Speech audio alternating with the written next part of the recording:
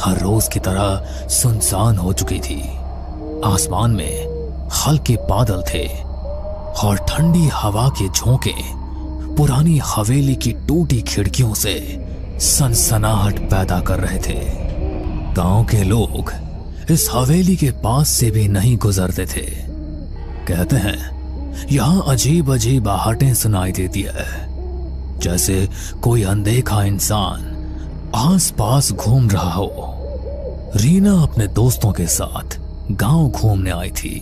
सबने मजाक मजाक में कहा, चल रीना, तू तो बहुत बहादुर बनती है। अगर सच में हिम्मत है तो फिर हवेली के अंदर चल।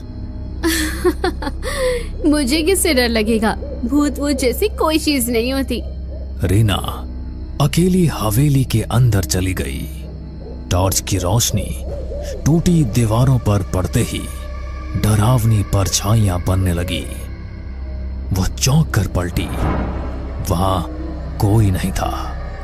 शायद मेरे दोस्तों ने मजाक किया होगा।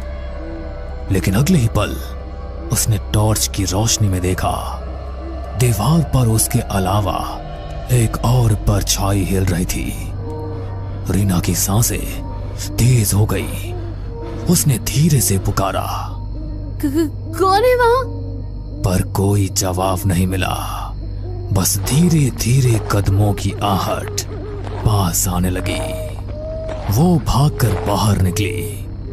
दोस्त हंस पड़े। क्या हुआ, रंग उड़ गया चेहरे से? रीना कांपती आवाज में बोली, नहीं, अंदर कोई था। दोस्तों ने मजाक उड़ा दिया। लेकिन उस दिन के बाद से रीना के साथ अजीब घटनाएं होने लगी। कभी रात में उसके कमरे में किसी के चलने की आवाज आती, कभी शीशे में उसके पीछे कोई धुंधली परछाई दिखाई देती।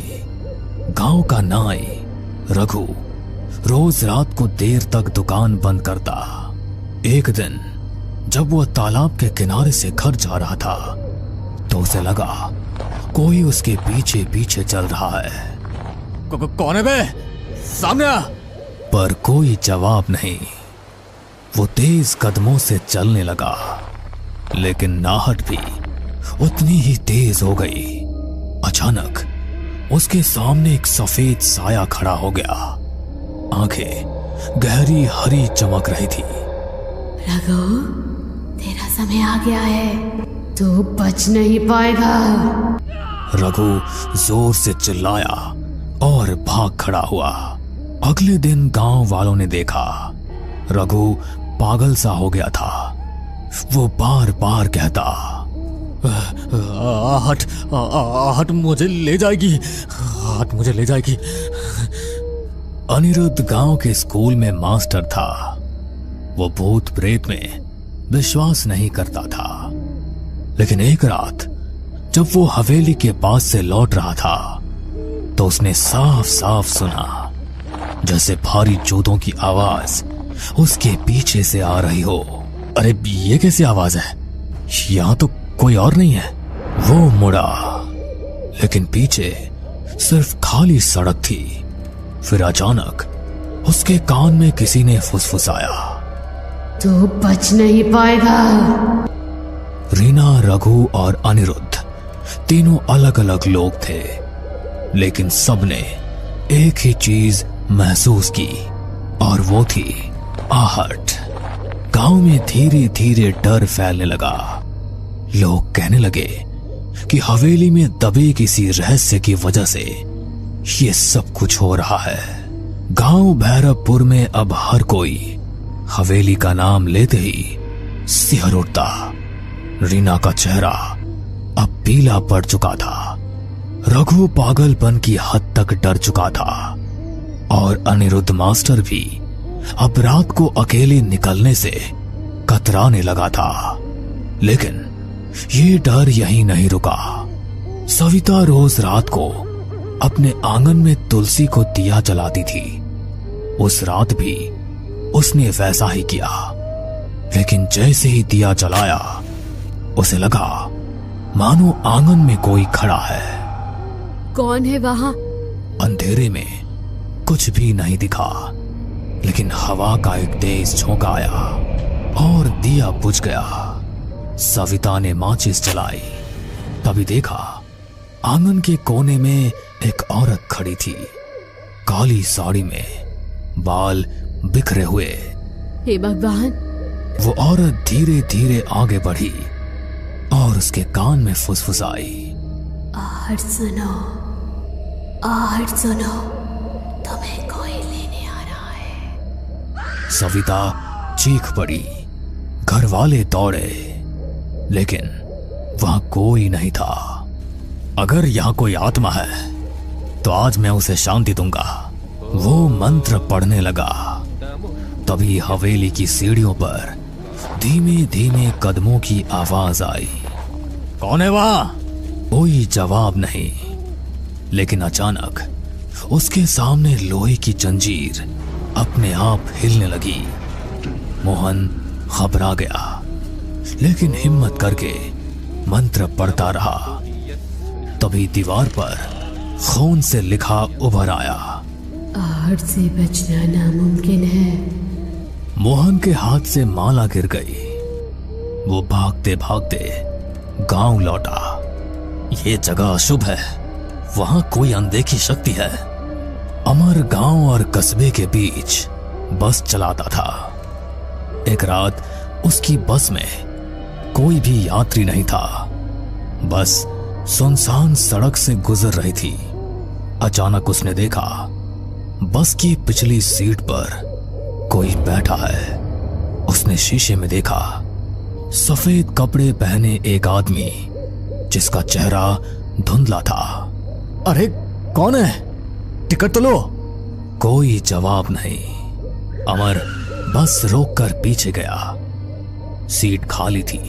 वो लौटकर ड्राइवर सीट पर बैठा। तभी उसके कान में आवाज आई, बस चलते रहो, आखिरी मंजिल तो मेरे पास है। अमर की हालत खराब हो गई। उस दिन के बाद उसने रात में बस चलाना ही छोड़ दिया। गांव वालों की दहशत सुनकर पुलिस ने जांच के लिए डीसीपी अरविंद को भेजा। अरविंद बहुत तर्क संगत इंसान था। भूत प्रेत की बातों पर हंसता रहता था। अरे ये सब अंधविश्वास है, मैं खुद हवेली जाऊंगा और देखूंगा। रात को वो टॉर्च लेकर हवेली पहुंचा। दीवारें खंडहर हो चुकी थी, लेकिन अचानक सीढ़ियों पर भारी कदमों की आहट गूंजी। रुको, कौन है वहां? उसने टॉर्च जलाई। सामने कोई भी नहीं था, लेकिन अगले ही पल उसे लगा जैसे किसी ने उसके कंधे पर हाथ रखा हो। वो पलटा, वहां सिर्फ हवा थी। फिर उसने कानों में साफ सुना, तू सच जानना चाहता है तो तहखाने में उतर। अब तक अलग अलग लोगों ने अलग अलग तरीके से आहट सुनी थी। सब घटनाएं अलग अलग थी, लेकिन एक ही बिंदु पर जाकर जुड़ती थी, आहट। मुझे लगता है हवेली में कुछ राज छिपा है। जब तक पता नहीं चलेगा, ये सब हमें चैन से नहीं जीने देंगे। अरे तू पागल हो गई क्या? तू फिर से वहां जाना चाहती है? हाँ, अगर सच्चाई सामने नहीं आई तो यह आहटें हमें ऐसे ही डराती रहेगी।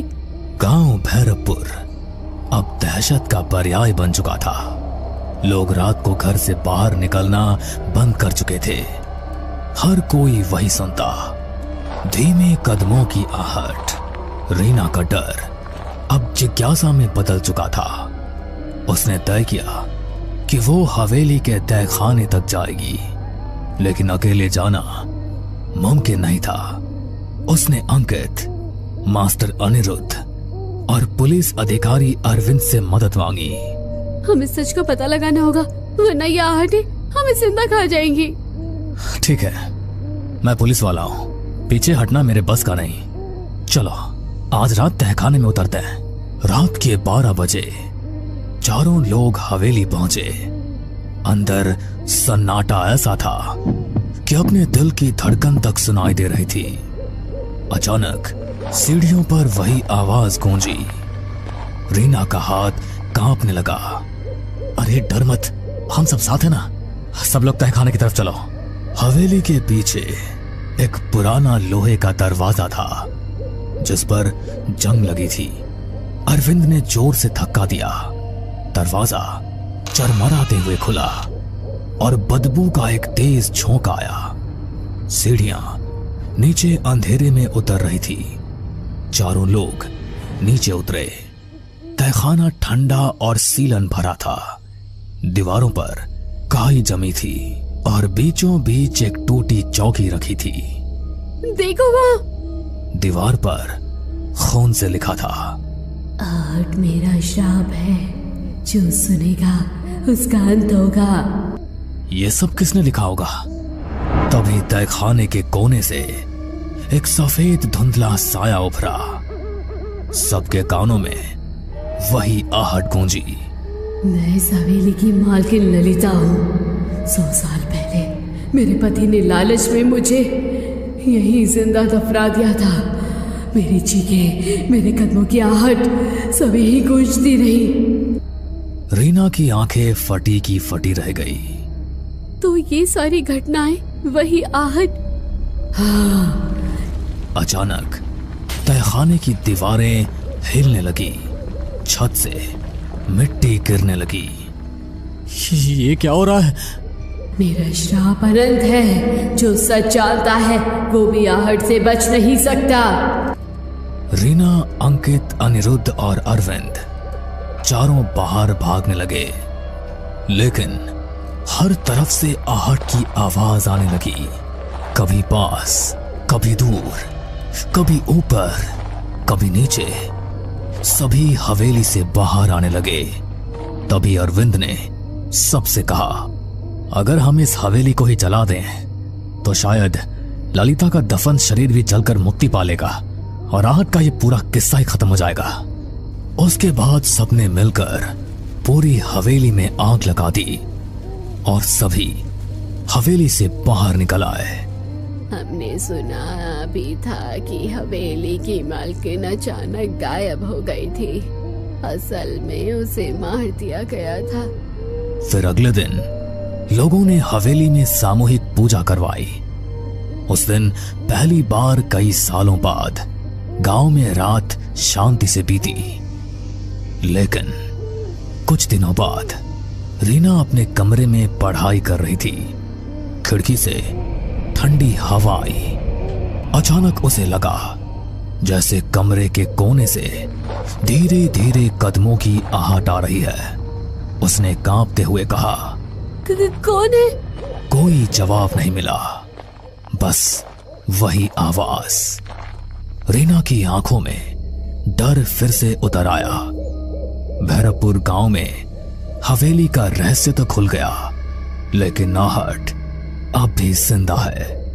कहते हैं जो एक बार ये आवाज सुन लेता है उसकी जिंदगी कभी पहले जैसी नहीं रहती।